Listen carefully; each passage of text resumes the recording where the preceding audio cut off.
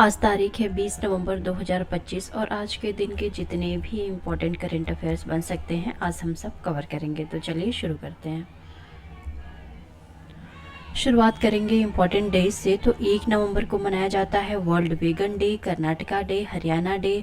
वहीं 3 नवंबर को world jellyfish day मनाया जाता है। 5 नवंबर को वर्ल्ड सुनामी अवेयरनेस डे मनाया जाता है। 6 नवंबर को international day for preventing the exploitation of environment in war and armed conflict मनाया जाता है। वहीं 7 नवंबर को इन्फेंट प्रोटेक्शन डे मनाया जाता है। नेशनल कैंसर अवेयरनेस डे मनाया जाता है। ये नेशनल है, वर्ल्ड नहीं है, ये याद रखना है। वहीं 8 नवंबर को वर्ल्ड रेडियोग्राफी डे सेलिब्रेट किया जाता है। 9 नवंबर को national legal service day, Uttarakhand foundation day and world freedom day, यानी 3 इम्पॉर्टेंट डे सेलिब्रेट किए जाते हैं। वहीं 10 नवंबर को world science day for piece and development मनाया जाता है एंड वर्ल्ड इम्यूनाइजेशन डे मनाया जाता है। ये डे काफ़ी ज़्यादा इम्पॉर्टेंट है, वर्ल्ड साइंस डे, जो कि 10 नवंबर को मनाया जाता है। वहीं 11 नवंबर को नेशनल एजुकेशन डे मनाया जाता है, अगेन ये डे भी इम्पॉर्टेंट है। वहीं 12 नवंबर को वर्ल्ड न्यूमोनिया डे मनाया जाता है और 13 नवंबर को वर्ल्ड काइंडनेस डे सेलिब्रेट किया जाता है। वहीं 14 नवंबर को वर्ल्ड डायबिटीज़ डे मनाया जाता है। 15 नवंबर को Jharkhand foundation day and Birsa Munda जयंती मनाई जाती है। वहीं 16 नवंबर को नेशनल प्रेस डे मनाया जाता है। आज का पहला सवाल, ये जो हॉर्नबिल फेस्टिवल है ये नागालैंड में सेलिब्रेट किया जाता है। तो नागालैंड ने हॉर्नबिल फेस्टिवल 2025 के लिए किसे अपना पार्टनर कंट्री बनाया है। इस फेस्टिवल के लिए हर साल एक किसी कंट्री को एज अ पार्टनर कंट्री के तौर पे भी चुना जाता है। तो इस साल हॉर्नबिल फेस्टिवल के लिए as a partner country Nagaland ने यूके यानी यूनाइटेड किंगडम को चुना है। गवर्नमेंट ऑफ नागालैंड यानी नागालैंड की गवर्नमेंट ने अनाउंस किया है कि United Kingdom as a partner country रहेगा आने वाले हॉर्नबिल फेस्टिवल 2025 के लिए, जो कि 1 से 10 दिसंबर तक रहेगा। कहाँ पे रहेगा? तो ये नागालैंड की राजधानी कोहिमा के किसामा में रहेगा। ये जो है कोहिमा, ये कैपिटल है नागालैंड की। चीफ मिनिस्टर हैं नेफ्यू रिव्यू, गवर्नर हैं अजय कुमार भल्ला।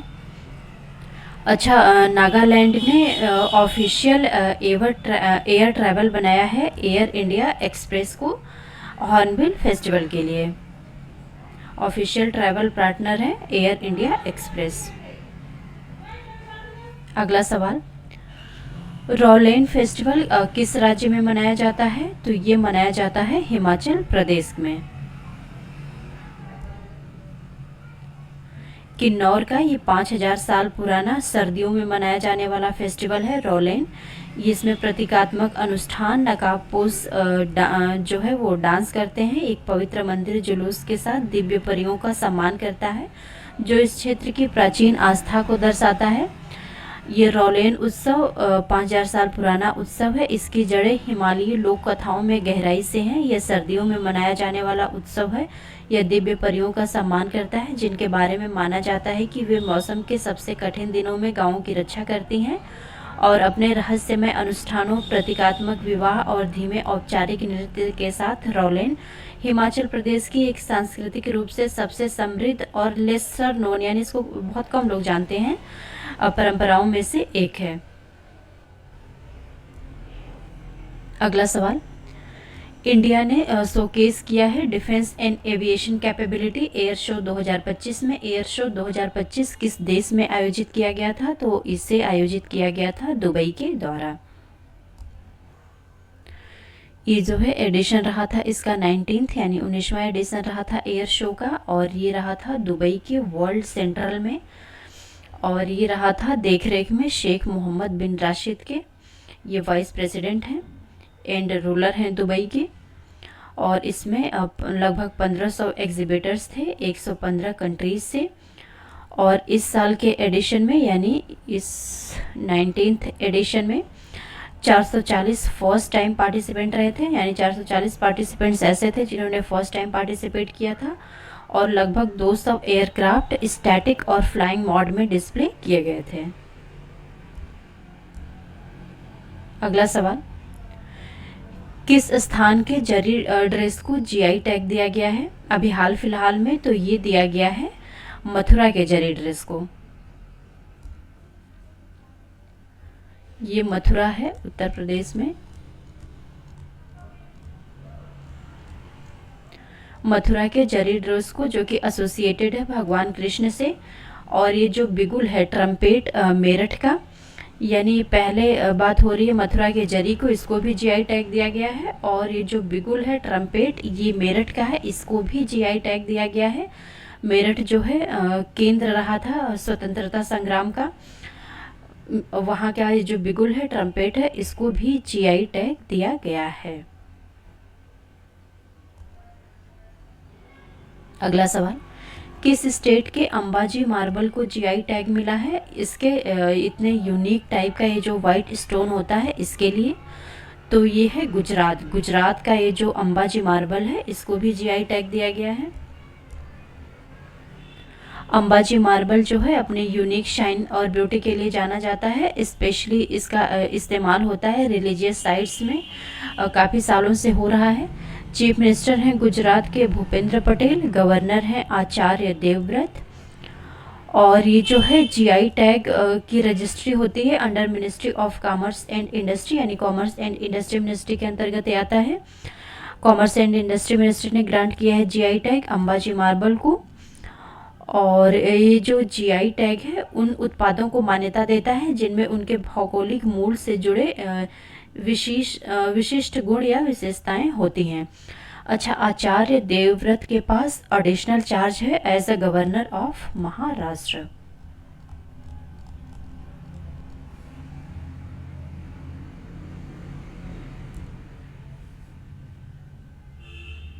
अगला सवाल, कौन सा राज्य बन गया है ऐसा पहला राज्य जिसने अचीव किया है 100% response in cyber fraud call में? तो ये राज्य है गोवा। गोवा ने एक नेशनल बेंचमार्क सेट कर दिया है साइबर क्राइम प्रिवेंशन में। ये पहला राज्य बन गया है जिसने कि इंश्योर किया है complete response rate cyber fraud calls को लेकर के।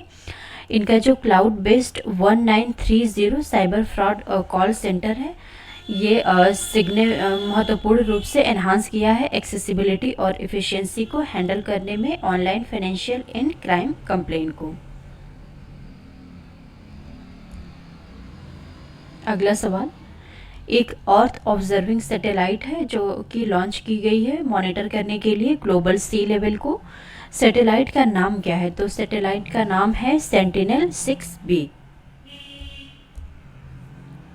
सेंटिनल-6B में 6 ऑनबोर्ड साइंस इंस्ट्रूमेंट लगे हुए हैं जो कि मॉनिटर करेंगे बढ़ते हुए सी लेवल को और इसका क्या असर हो रहा है हमारे होम प्लैनेट यानी हमारी अर्थ पे, इसको मॉनिटर करेंगे।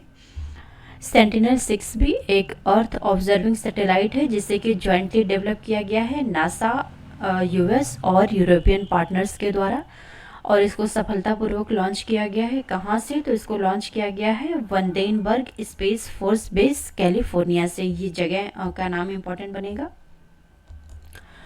यह जो है ओशियन ट्रैकिंग सैटेलाइट, ये 7.2 किलोमीटर पर सेकेंड के दर से ये जो है घूमेगी और एक कंप्लीट रोटेशन को करने में यह 112 मिनट लगा देगी।